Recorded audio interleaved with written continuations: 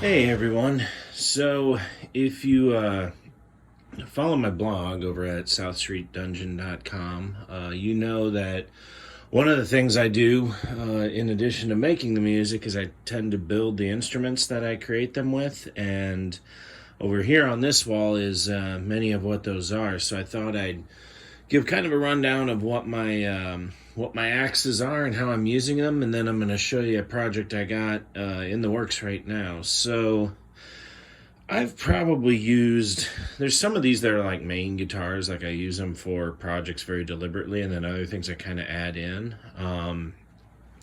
This guy here is the one that pretty much every guitar track you hear on any of the Derision Cold albums is this. This is a Mahogany Explorer body, as you can see. Got pretty cool diamond plate pick guard for it. These are all set necks, by the way, and I've kind of beat it up a little bit. It's got a satin finish. Put the foam down there because I really only use it to record, and I'm looking to get just as much of a tightest sound as possible. As you can see, it's a rosewood fingerboard on here. These are actually the James Hetfield EMG pickups, which I got because it's a fucking Explorer, and why not? But they actually sound really good. I've got, other guitars with the 81s and 85s from EMG in there, and these tend to be, they got more of a mid-range punch in them, and I've found that they say the output isn't any hotter, but definitely when I run them, they feel like they are. So, yeah, that's been pretty much the guitar I use for everything on Derision Colt. I don't have any other major specs to say. This is just some plain old, black hardware. Those are Spurzl locking tuners up there. I can't ever be too much in tune. This guy down here I actually built right before we did that Delta Shines record, and it's a pretty cool guitar, really. It's my first attempt doing a hollow body. I built this from a kit. Didn't turn out too bad. I had some custom things done for it before it came here. The binding all throughout the sides and everything, I had that done. Doing a fret, polished crown job wasn't too big a deal for it. Those are TV Jones Brian Setzer pickups in there, and as you can see, that's actually a flame maple top that's kind of matched. These knobs here are actually made of wood for full effect, I guess. This guy sounds really great. I use this on a lot of the latest Jefferson Dust album. Pretty much on that Delta Shines record, this is the guitar that I'm playing on everything on that. So any guitar sounds, they came from that guy. But I'm using this more and more. I use it for any of my slide work because I do have the action set a little higher on it. I just think with those floating bridges, it's just kind of my thing. This is a bass that really I don't use much for recording anymore. I actually just use it to kind of work out tunes and all that. It was just a cheap kit that I built, and I'll be honest, it doesn't sound great. It's not a great recording bass, but still fun to play. This is sort of a enigma.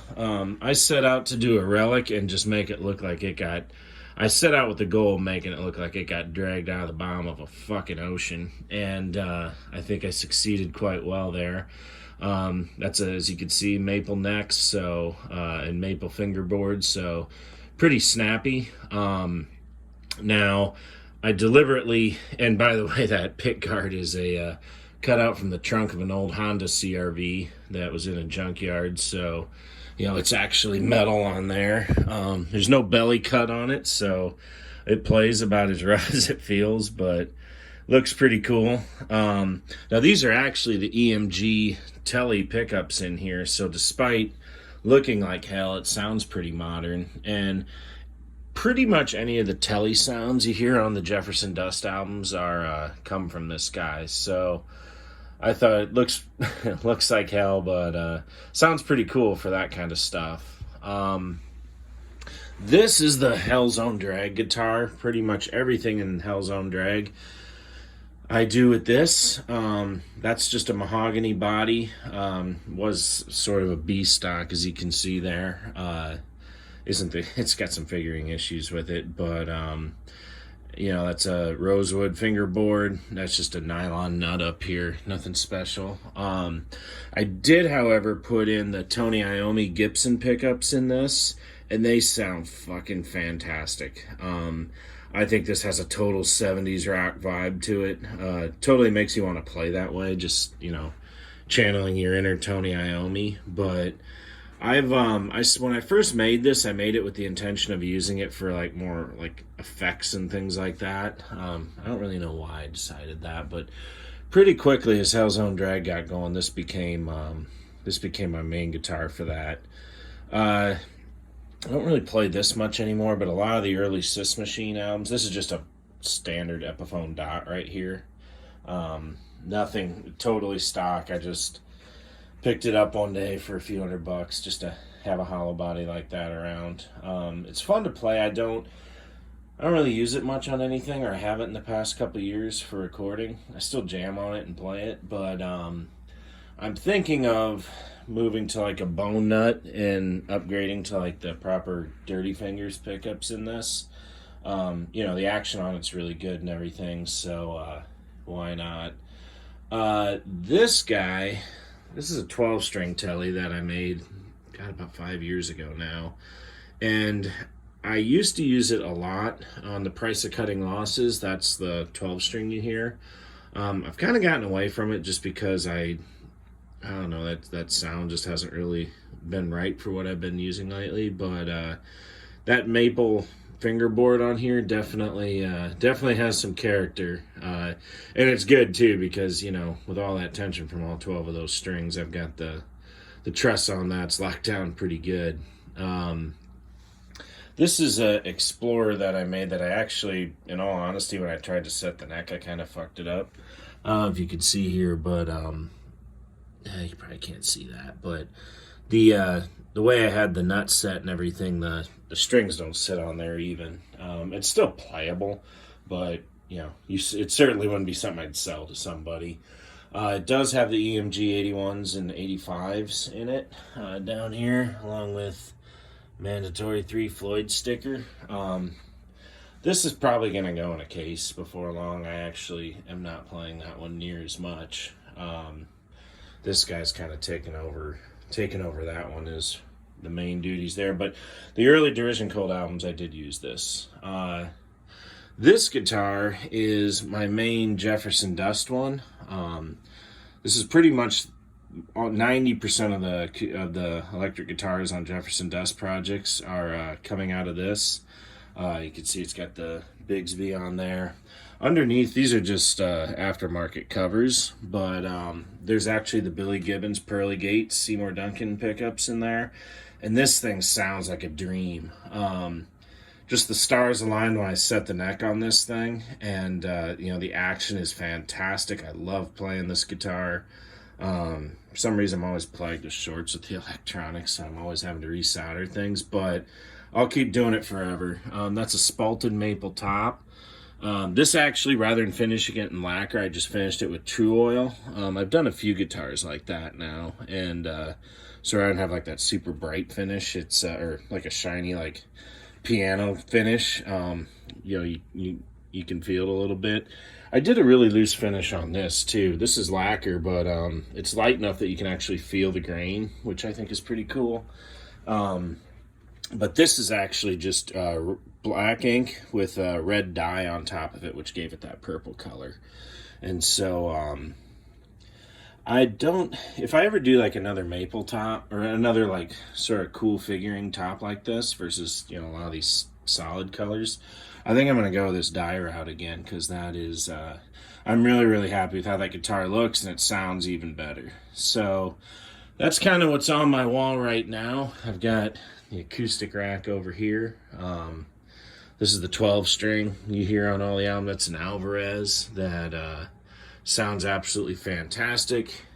This is my Martin 6-string D35 or whatever they're called. These are some Parker Night Flies in here that I actually use in all the latest Sis Machine stuff.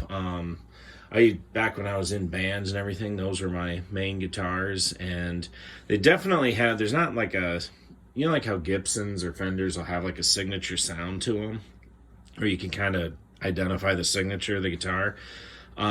These don't really have that. Parkers, they kind of live in a world of their own. And if you've ever played one, they have crazy fast necks, super big frets. It's easy to do a ton of crazy riffing on these. So that's what's down here. Let me take you out to the garage, show you my next big project.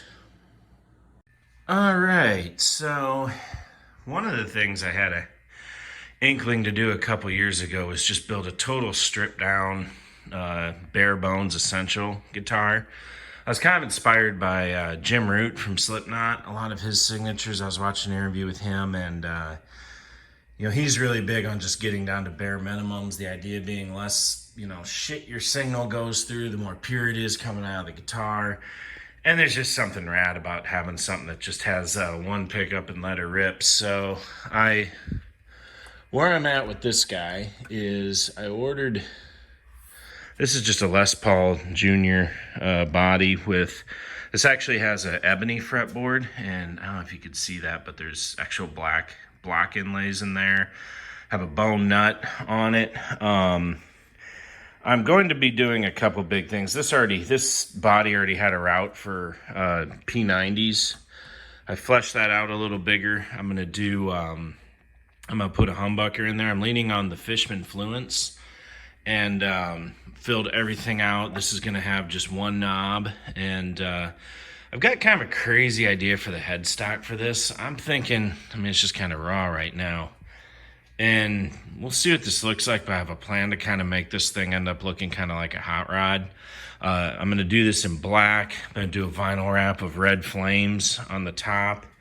And up here, I'm hoping to kind of make this end up looking like the front end of like a 72 Chevelle. And I have a vision. I'm going to start kind of roughing that out. But we'll see what it looks like. So yeah, the plan on this guy, I originally wanted to do the last Derision Cold album with it and just do something very, very bare bones. And time got away from me. But I'm intending to have this done by the fall, probably. And we'll see what it looks like. I'm going to start getting back to shaping that headstock. We'll start working on the finish, and hopefully by end of summer we can start wiring her up and see what she sounds like. So that's what's going on my workbench. I hope you folks are staying productive. I will talk to you soon.